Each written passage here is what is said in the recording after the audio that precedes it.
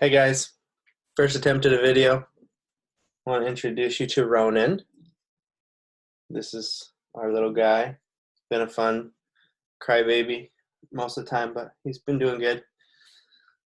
He's pretty cute. So that's what I've been up to mostly, besides growing this mustache. I'm going to be trying to use these videos to get you the information.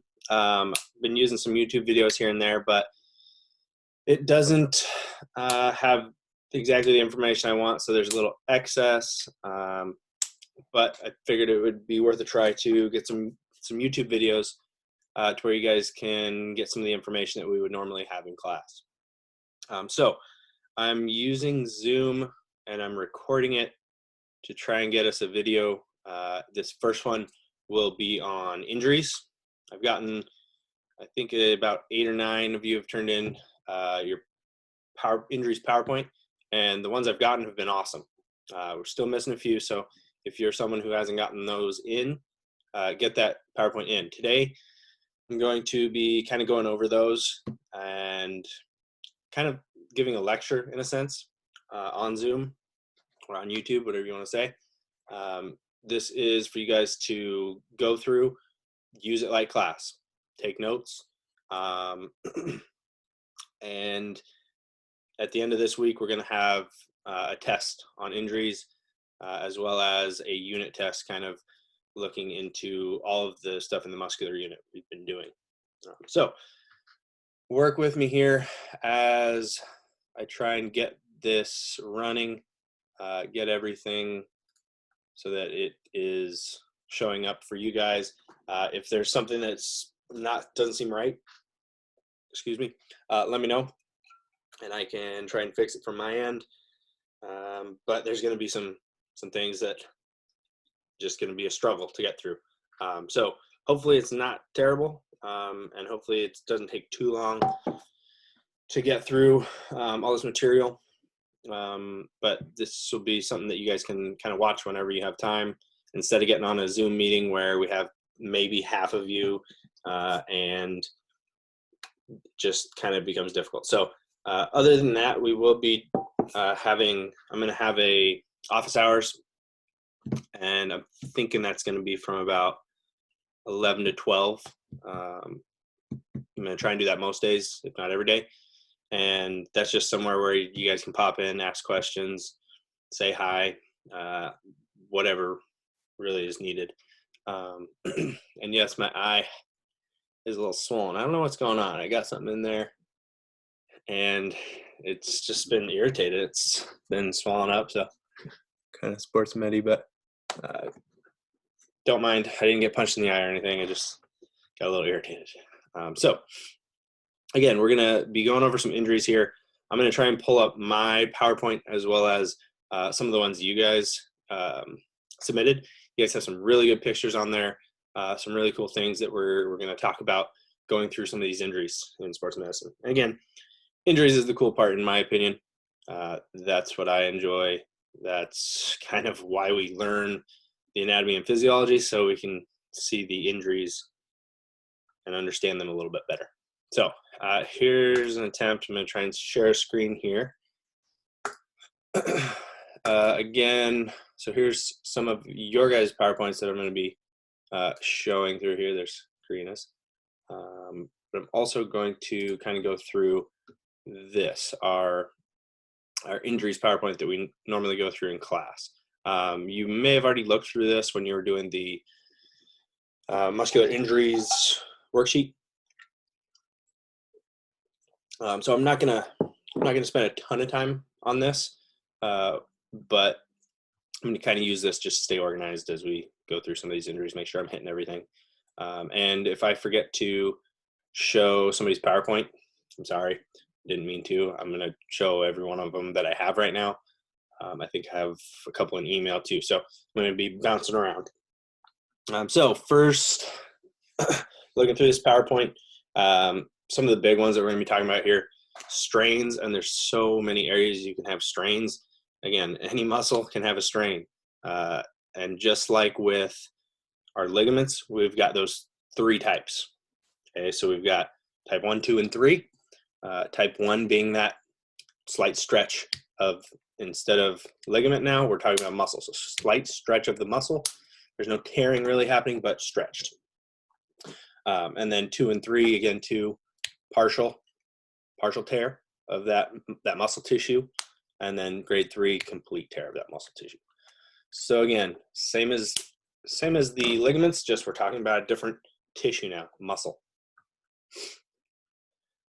Okay, so again, besides those strains, contusions, we're going to talk about muscle soreness, tendinitises, as well as tendinosis, which is kind of a secondary to tendinitis, some impingement syndromes, apophysitis injuries, which I think at least one of you did on your PowerPoint. So those are just some of them. We're going to hit some others on there as well, though.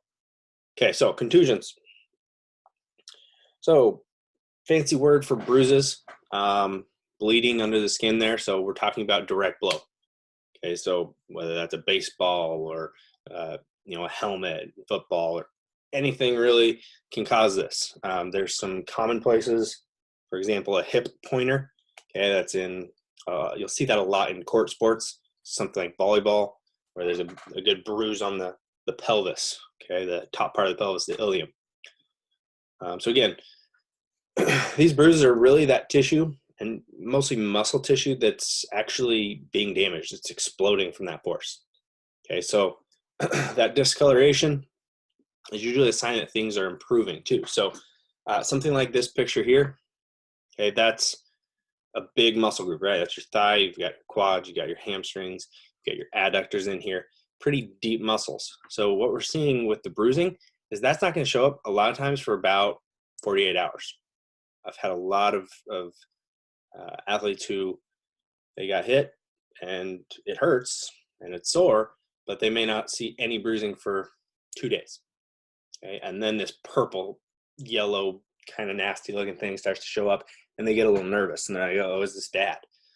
No, that's a good thing. That means we've got that damaged tissue that's actually working its way to the surface, okay, and it's actually being expelled from the body.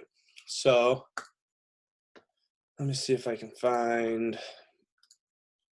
I know somebody did contusions. I think it might have been Tobin. See if I can find it here.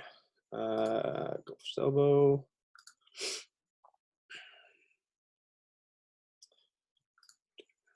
So again, we're going to be working through as many of these as we can, if not all of them.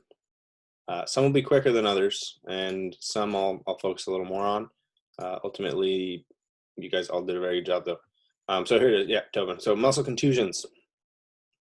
So again, like Tobin has in his presentation here, that first may happen right away. It may take that 48 hours, but especially the more superficial muscles, they might bruise right away. It does happen. And that's that swelling, and that's that damaged tissue coming in there. And again, as it heals, it goes from purple to yellow. Okay, and that's that tissue just getting expelled from the body there, showing up some different colors. And again, it's a deep damage here. So damage occurs to those blood vessels. So right in here, whether that's arteries, veins, or both. Sorry, I'll stop clicking my pen if you're wondering what that noise is. So again, that force is really exploding that tissue. We've even got some stages of bruising here. That's pretty cool. So you can kind of see that purple, that deep dark purple, kind of to that fading yellowish color. And treatment isn't too crazy for bruises, right? We've all had bruises, but we're really worried about swelling. Okay, we want to get that swelling out of there. So whether we're icing, elevating, okay, so using some of that rest, ice, compress, elevate, it's all to help with swelling. And then there are some topical solutions that can kind of help. We usually don't resort to those. So again, very common things like Tobin's saying here, very common, especially in sports. We don't worry about them too much usually, but there can be some complications, and we'll talk about a few of those. The bruising that we really worry about is internal. We call it usually internal bleeding when we have bruising to things like organs. Okay, so something like a liver, a spleen, those can be serious and life-threatening. I actually had a athlete WSU quarterback. He he got tackled in a game pretty hard, and it was hurting him. It was this got hit in the stomach. Basically, took a helmet to the stomach. He played the rest of the game with a little bit of discomfort, but was fine. And then later that night, he ended up calling the head athletic trainer for football, and was in massive amount of pain in his stomach. And he had ended up getting a laceration on his spleen. So he had to go emergency surgery that night to the hospital. Luckily, they caught it early enough and fixed everything. So that's a little bit more of the dangerous contusion. That was a laceration, but similar to what happens with a contusion of those internal organs. So good job, Tobin, there on contusions. All right, back to it. So, okay, this one's a fun one. I don't think anybody chose this one, which is a little disappointing because this one is kind of cool, but I got enough on here to give you guys the information. So compartment syndrome. Compartment syndrome is a scary one. And there is a version of compartment syndrome that is called chronic compartment syndrome, and it's not an emergency. This one that we're talking about here is acute. It's an emergency. If we get this, it could be a very big emergency, and it has ended with people losing their legs. Usually the leg is where we see this happen, the lower leg, but it can happen in other places too. Sorry, so I'd stop doing that. So if you're looking at these pictures, this happens from a direct blow. So again, this is a complication from something like, it could start with a bruise or a direct blow. And again, most common area is the front of the shin here. So in the front of our shin here, we have this compartment. So this is that anterior compartment of the leg. And a compartment is really just fascia surrounding these muscles. So if we're looking at this, this is a cross-cut looking down on this leg and all these different muscles. So this anterior compartment right here that's surrounded by this fascia, we've got our tibialis anterior. So again, the one that raises our toes up, that's where this muscle is, as well as a few others like our fibularis muscles in that anterior compartment. So think muscles tightly bound up by this fascia or this tight connective tissue. So let's say it's a baseball player at bat and takes a baseball right to the front of that leg. Okay, what's going to happen is we're going to get just same thing with a bruise. We're going to get that swelling that starts to go to the area immediately. Okay, so in the front of the leg here, this compartment's already pretty tight. There's not a whole lot of room for expansion. So when all that swelling comes in there, it gets really bound up, and it actually ends up cutting off blood flow because it can't expand anymore. It's kind of like a brain bleed. Your brain holds all this blood in there, so when it expands, it can actually be an emergency, similar to this leg. Okay, so signs that this might be happening. Okay, first, that rapid swelling. You could see a big bump or a lot of kind of swelling everywhere. I've seen them where they're just kind of a little bump or in one area, kind of like a knot in the muscle. But I've also seen it kind of the whole leg expand. Foot drop. Okay, so foot drop is something that is caused by this tibialis anterior. It's basically stopping it from working. So if I'm trying to walk and I'm lifting up my foot, that tibialis anterior is the one that's doing that, right? So if I have the nerves and the muscle all compressed in there, I can't pull my foot up. So it's just your foot keeps flopping down and you can't pull it up. It's called foot drop. Okay, so if they're having some trouble walking and they're explaining they're not able to pull their toes up, could be because of this compartment syndrome potentially. It's going to be an intense pain, and I've been explained it's a throbbing pain. You got a lot of swelling in there. It's going to pound every heartbeat you might feel, kind of thing, and you're going to feel that. And then that last one on this page, numbness on the top of the foot. So they may not have any feeling on the top of their foot, and that's because those nerves have been pressed on so hard that we're not getting any signals past that nerve. So you're not going to feel anything up on top of the foot there, because in the front of your compartment syndrome there, or in the front of that anterior compartment, the nerve that goes down goes to the top of the foot. Okay, so we've got swelling in there. We need to fix it. So, pretty gross pictures, I know, sorry. These are also kind of overlapped because it's meant to be a presentation here. So let me see if I can get that. I guess I could just make it bigger for you guys anyway.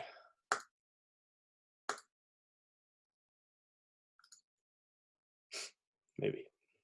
It's kind of coming weird. All right, so anyway, what they're doing with this, it's called a fasciotomy. So if we're breaking down the medical terminology, fasci is fascia. It's referring to fascia. Otomy is incision. So we're literally cutting through the fascia to relieve the pressure. Okay, so I've actually had a rugby player who he got a very slight compartment syndrome. He wasn't from WSU. He was actually from the visiting team. And so when I kind of noticed what was going on, he came over to me after the game, asked for ice, and I always ask, okay, yeah, what do you need it for? Because you don't want to put ice on everything, and you just want to know if there's something more going on. So he showed me the front of his leg, big bump, and he's starting to kind of turn a little bit pale on the leg. And so after I kind of inspected him a little bit and did a little evaluation, sent him straight to the emergency room. I didn't end up going with him because I had to get elsewhere and help the other rugby teams that were still playing. So I didn't actually hear. Most likely they put a needle into his leg, tested the pressure inside the leg, and it probably wasn't bad enough to do a fasciotomy on, but I'll never know, I guess. Never heard from the visiting team about that athlete. So probably didn't happen because it wasn't terribly swollen or wasn't having a ton of symptoms, but he could have. But what they would do is they would first test with this little device, this needle they stick in there, and it tests the pressure inside that compartment. Okay, once they've done that, if it is too high, then they got to go in there and cut it open and relieve that pressure. Then they'll put kind of, this one looks like snake skin, but it's kind of a clear membrane that they put on there so that it doesn't get infected. But they'll essentially leave it open for a little while, let that blood escape so that we don't have any damage to the top of the foot. Like I said, if we don't have blood flow to the top of the foot, you can lose it potentially. So that's why they do this fasciotomy. Okay, so again, that's compartment syndrome. Pretty scary one, and not one that you want to mess around with. So I always had athletes who just go get checked out just to make sure. Next one, myositis ossificans. So this is another, I'd say, complication of a bruise or a direct blow. And so this is if we don't take care of bruises. So like Tobin presented on, bruises are that damaged tissue. And sometimes our body does not get rid of that damage very quickly. And what happens when we don't get rid of that swelling that's in there? And again, this is why first kind of response to most injuries is to get rid of swelling. It's because if that swelling doesn't leave, it can get bad. So again, we've got swelling, and if it doesn't leave, it can actually start to ossify. So again, medical terminology, myositis ossificans. Myo, muscle. Itis, or situs in this situation, is swelling. So muscle swelling or irritation. Again, itis, just like tendonitis, is a swelling or a inflammation. Excuse me. So inflammation of the muscle. Ossificans, bone, ossif, and then formation of. So formation of bone inside the muscle. Okay, so this can be painful. Most common places to get this, quadriceps. Quadriceps and other big muscle groups. I've seen this most with football players in their quads. Maybe the football player or maybe the athlete doesn't want to wear big pads. You'll see this a lot, especially in pro sports, where they're wearing like these thigh pads that are like this tiny. They look like they're knee pads, just because they want to be faster or it's not comfortable, whatever it is. But if they get that direct blow to that muscle and that swelling never leaves, or if it was bad enough direct blow, it can start this bone formation. Your body is saying, hey, there's damage happening here, we need to protect it, so this is what we'll do. And because that swelling is not leaving, we'll kind of turn it into bone formation in a sense. Now, it's not usually like one hit, okay, you got a new femur in your leg. No, it's kind of just starting to bind up those muscles together. So it hurts to contract them. So for myositis ossificans, essentially what we do is we use ice on a stretch. So light stretching will break this up and get that bone formation out of there. This picture, if you're wondering, this is actually under the armpit. And if you want to take a guess at what did this, you're right if you're thinking it's from crutches. So this is from someone who's using crutches incorrectly or poorly. You're not supposed to put crutches actually up under your armpit. So this person was leaning every time on that crutch. So over a couple of weeks using crutches, they probably started forming this bone from that repetitive blow that they kept getting. Even though it wasn't a big, hard, direct blow, it was enough force to start this ossification. Okay, moving on. This is going to be a long video if I keep taking long. So I might speed it up here and there. Soreness. So we got soreness. We got two types we're going to talk about. AOMS, or acute onset muscle soreness, and delayed onset muscle soreness. So this one up here, acute onset, pain doesn't usually last too long. And when I say pain, I'm talking about soreness. So let's say you're weightlifting, okay, and you're lifting weights pretty heavy, and you could be sore right after. You're feeling that normal muscle reaction of maybe it gives out, or it's feeling really sore. That's normal. That's good soreness. Okay, so this acute onset is good soreness because what we're actually doing is micro tearing those muscle fibers.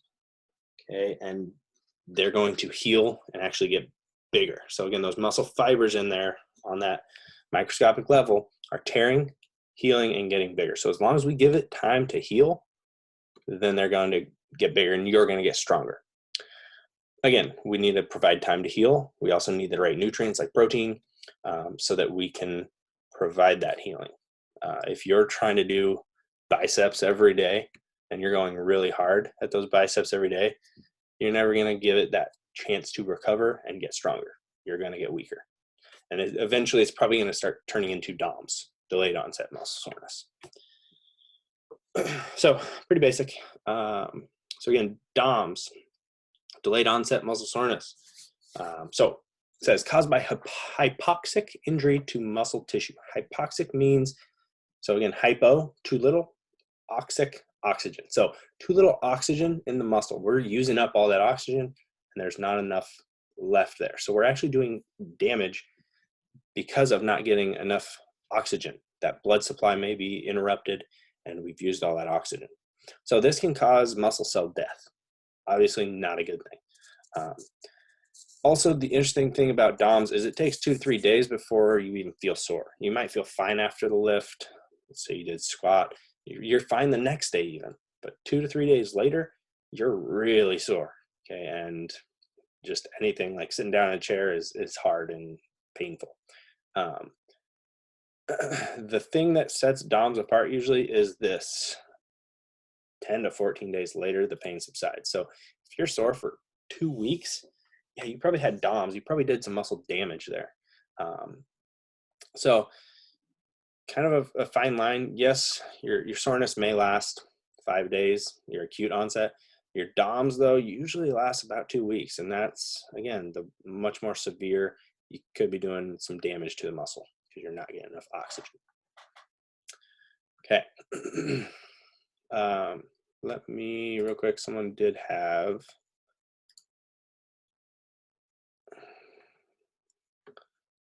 Tobin's using a picture of me. Oops. All right, there we go.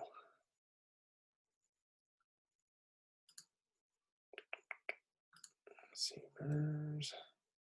Somebody had contusions here. I think it was this one, or not contusions, muscle soreness. Yeah, so I don't remember who this is. Someone did muscle soreness here. So again, delayed onset muscle soreness. So some things I forgot to kind of talk about. Treatment for delayed onset, it's really just about rest. Rest and then kind of treat the symptoms. So maybe it's ice, like Chris said here, ice. Stretching can help kind of get those muscles, fibers realigned and provide a little bit of blood flow. Hydration, very important, obviously, with lifting. So again, that microscopic damage, but kind of too much of that damage. Yeah, so again, something like applying heat, it can kind of promote blood flow to the area. And then again, it says also by taking it slow. So again, don't overlift. There is such a thing as doing too much work for your muscles. We don't want to overtax them. So good job. Back. All right, on to our tendinitises. Fun. Let's go. Oh, here's an Achilles tendonitis. So there's a bunch of tendinitises. We're going to talk about a few of them here. Some of you did different tendinitises here or there. Owen did Achilles tendonitis here. So let's first talk about tendinitis, and then we'll go into some of these different areas. So tendinitis and tendinosis are both obviously with the tendon. So again, itis, inflammation. Osis is actually degeneration. So if I've got a tendinitis, that tendon is inflamed. I've irritated it somehow. Maybe it's rubbing against a bone. Maybe it's being overtaxed and it's being inflamed, and then we have blood flow coming to the area. So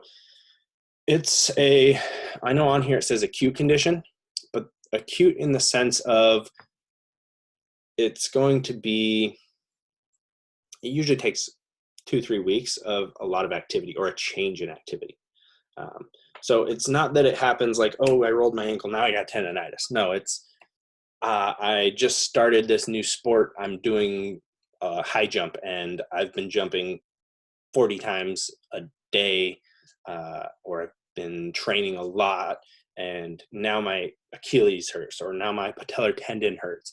This is usually the idea of like slowly getting worse and worse, and then just a dull, achy pain that doesn't go away or takes a long time to go away. So this is one that a lot of athletes struggle with, and maybe some of you have had tendinitis. Tendinosis is usually this more chronic condition of tendinitis. So it takes at least 3 weeks of having a tendinitis, and that's where now your tendon is actually degenerating. Okay, so it's getting weaker. And that can cause other things like a tear in that tendon. But a lot of people deal with that tendinitis for much, much longer than 3 weeks. So it's not like you have tendinitis for 3 weeks, you're going to get it. It's just a possibility. So Achilles tendinitis. So some good pictures here that Owen provided us. Good. Achilles tendon is the largest and strongest tendon in the body. Interesting. I did not know that. Thank you. So when the calf muscle flexes, Achilles tendon pulls on the heel. So again, this is if you want to stand on your tippy toes, you got to use your Achilles tendon, right? There's a lot of tension there. And all this tension can build up pretty high. Again, we're attaching to our calf muscles here. The calf muscles are pretty strong, but when we lock that calf out, and we have a lot of tension on this Achilles. Okay, so good. Achilles tendon occurs. Good. So we've got, again, that irritation or inflammation. That is tendinitis, right? So causes: repetitive stress or intense strain on the Achilles tendon. Achilles tendinitis most commonly occurs in runners who have suddenly increased intensity or duration of their runs. Good. Just like what I was talking about. If I'm, let's say I'm very sedentary, I don't do a lot of activity, and then I go out for let's say a spring sport like track, and I'm doing a lot of running or jumping, especially jumping, there's a lot of pressure going through there, especially depending on the surface I'm on. So now I have a lot of that pressure, and it's stressing that Achilles. And so now maybe I have this tendinitis that's starting to form. Okay, so signs and symptoms. Now again, most of us have like sprained an ankle or things like that. it's not quite the same sensations. So mild pain above the heel. So again, over that Achilles tendon is where you're going to feel it. And there could be some swelling in there. Sometimes you'll see a lot of swelling. Sometimes you'll see absolutely no swelling. Kind of depends. Tenderness and stiffness, especially in the morning. So this is the thing with tendinitises. They're going to be sore right when you start using them. So again, something like in the morning, you get out of bed, ooh, it's very stiff, and it's kind of irritated. Once I start to use a little more, warm it up, heat is a good thing for tendonitis. Your tendons, they love heat. Heat allows them to stretch more. So that tenderness and stiffness in the morning, it also will be tender and really start to kind of hurt more after activity or after you've used it for a while, potentially. Okay, so real stiff at the start. You might have a period where it's pretty good, and then maybe even afterwards it starts to hurt quite a bit. So treatment is a tough one. These are all great treatments right here. You pretty much have to treat the symptoms. So icing is a great one, and ice after. Don't ice before, because again, your tendons like that heat to be able to stretch more. Rest is the biggest one. It's really the only perfect answer for tendonitis. Unfortunately, most athletes, they don't have the time to rest for a month, or it's probably going to take about 3 weeks or longer in some senses to fully recover from a tendonitis. So most athletes, they're going to say, no, I can't do that. I'll just deal with the pain. So as long as they manage the pain, usually we don't have any problems. So rest is the biggest one. Some physical therapy can help to strengthen other muscles and take stress off of certain tendons. Let's say we have an imbalance in our calves versus our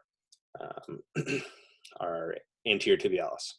Okay, so lots of different things we can do with physical therapy to take stress off of that tendon. Shoes is a big one we see, especially if it's a runner. Think about a runner who's running 20 miles a week. That's a lot of foot contacts, and every time if they have the wrong shoes, it can make a big difference, not only on their Achilles but other things like their structure of the bones in their foot. So good. So prevention. So get some ways that you can lessen the chances. Increase exercise levels gradually. That's good. So again, if you're going from nothing to a ton of exercise, you're probably putting yourself at a bigger risk. Stretch daily. Awesome. So again, it's all about how much tension you are pulling on that tendon. And again, this doesn't just go for Achilles. This goes for any of these tendons. Stretching is going to be a big one. So if I have Achilles tendonitis, I need to be stretching my calves all the time, because then there's less pull on that tendon. That means less inflammation. Strengthen your calf muscles also, and choosing shoes carefully. Good. Awesome. Okay, so again, Achilles tendonitis.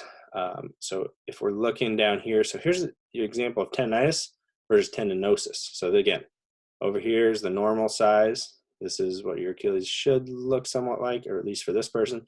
Tendinosis. Now we've got damage, and it's real thin right there. That could, in the future, cause this person to tear their Achilles tendon. One other thing, I usually show a video of, you could access this if you want to go on the watch a PRP treatment. This is called platelet-rich plasma, and this is where they actually take the plasma, which is what brings the nutrients to the area in our blood. We actually can take our blood, spin it around, take out just the plasma, and then inject it into the tendon or near the tendon, and it can promote healing. It's kind of cool little treatment we can do. It's just one of the options for Achilles tendonitis or tendinosis. Okay, that brings us to Achilles tendon ruptures. Okay. Okay, good job, Owen, on tendonitis. And I think someone also had Achilles rupture. So again, this is a Achilles tendon tear or grade 3. You could say grade 3 strain of the Achilles tendon, but nobody really does. They just say a tear. So I know someone did it.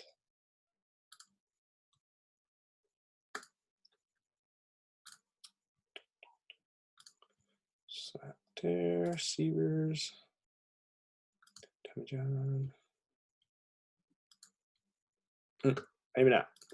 I thought someone did Achilles tear, but I'm not seeing it. So we'll just go off mine. Sorry if someone did Achilles tendon rupture, but I can't find it. So let's say, and it could happen from a tendonitis, but a lot of times it's just kind of a freak accident, and it's not really that they had a tendonitis first or a tendinosis first, but Achilles tendon ruptures can happen.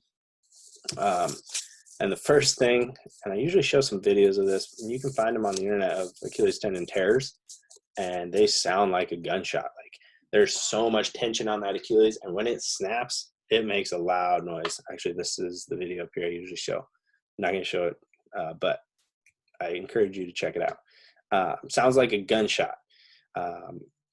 Weekend warrior, this means that, let's say someone has a 9-to-5 job, 5 days a week, and then on the weekend they go do, I don't know, extreme sports, or hike and do trail run or something like that. That's pretty high level. These people usually tend to have a greater risk of tendon rupture because their tendons aren't quite used to it all the time. They just do it on the weekends, kind of thing. So most commonly had Achilles tendonitis or tendinosis, but again, doesn't have to have that first. So I had an older individual. He was, I think, 70 or 72, somewhere around there. And he was doing rehab for his knee. He had a total knee replacement. And we were doing some very simple rehab with him. He was about a month after surgery. And he was doing 6-inch box step-ups. So he's just literally stepping up onto a box that was 6 inches high. And he did that probably 5-6 times in his workout. He went up that 7th time, and you just hear this loud pop. And it, again, sounded like a gunshot, and he just dropped. And so we checked him out and did a little eval. A few things you can do, like squeeze the calf. It's called the Thompson test. We squeeze the calf, no movement of the foot. Your foot should, when you squeeze the calf, it should dorsiflex. Plantarflex. And it wasn't. And you could even feel his Achilles tendon. There was a gap in it. Now, it didn't fully tear to where, yes, sometimes it can move up. The Achilles tendon can actually move up into the leg, under the calf. But it was definitely, there was a gap there, and you could feel that gap. So 2 options for people with treatment. With Achilles tendon tears, there's a surgical treatment where they go in, like this picture here shows. They take that Achilles tendon and sew it back onto the other part or onto the heel. The second option is a non-surgical. Now, if it's not too far away, they can actually put you in a boot or a cast in a plantar flex position. So that plantar flex position allows that Achilles tendon to kind of come closer. Now, they're going to have to do rehab because they're going to be very tight if they're in that plantar flex position for a couple months. So 2 options. Both have good outcomes. The surgical version, usually a little quicker recovery. The non-surgical version, though, has also been shown to be just as strong. It just takes a little longer to recover. Most athletes will take the surgical version. It's a little bit quicker, and that's really kind of the biggest thing. The non-surgical is nice for people that maybe they're not athletes and they just want a non-surgical version, so there's no chance of infection, and takes a little longer, but still works. All right, jumper's knee. So some of these other tendinitises, patellar tendinitis is jumper's knee. So this is probably the most common among jumping sports. I've had countless basketball players with patellar tendinitis or jumper's knee, and it's a frustrating one because it doesn't go away very often unless you completely stop for quite a while. So it's overuse injury, like all tendinitises are. The other thing to say is eccentric injury, eccentric muscle contraction. So again, that's when muscles are lengthening during that contraction. So again, this is my bicep, and I'm pushing down this way. There's an eccentric contraction with that bicep. There's more stress during eccentric contractions than during concentric. So that puts the tendon under more stress. my dog back there. So usually caused by issues in the foot or muscle weakness in the hip and knee, having to compensate. So again, usually it's either an imbalance or overuse. Again, patellar tendonitis. Sometimes you'll see people wear like these little straps around their knees. If you've seen that, that can help to kind of change the direction of that tendon and what fibers of the tendon it's pulling on. And give a little sensation so that you're not feeling so much of the pain as much as just kind of the pressure from that pad. Helps some people, but not really a fix. Runner's knee. I don't have a lot on runner's knee, but actually someone did a good PowerPoint on it, so I'll show that here in a second. Runner's knee, another type of, usually it can either be a tendonitis or it's more of a broad term. So the iliotibial band could be the problem. It could be your quadriceps being the problem, but usually there's pain somewhere in the knee. Most commonly it's the lateral knee, and yes, it happens a lot with runners. So find it. So again, runner's knee.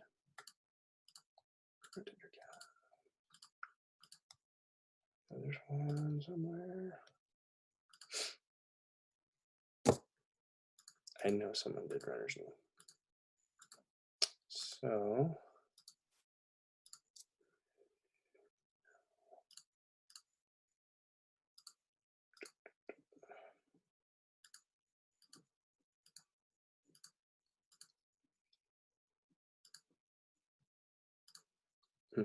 oh, not finding it either. I probably passed it like 3 times, and if you guys were on, you could just say, hey, stop, but I'm not finding it. Oh,